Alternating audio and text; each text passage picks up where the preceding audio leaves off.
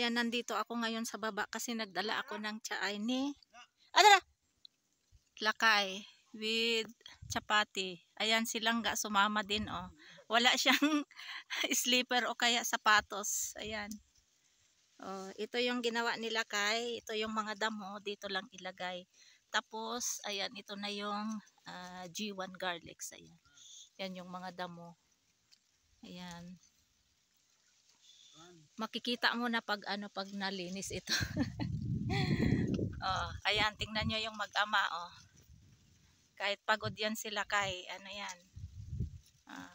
Sumama kasi silangga kaya balik uli. Put his salawar up there. Ayan, nagtsatsaay si lakay, tapos after ng merienda niya nagdala din ako ng half chapati. Tapos itutuloy niya ito pagtanggal ng mga damo. Ayan, maraming damo.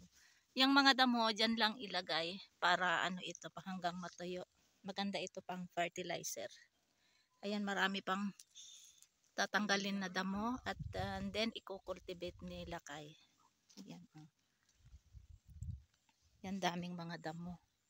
Mga spinach naman ito. Ayan.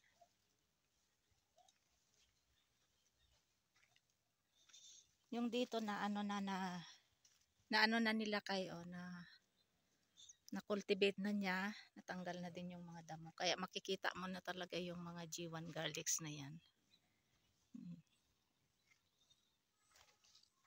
Nagdala lang ako ng tsaay nila kay merienda. Ayan.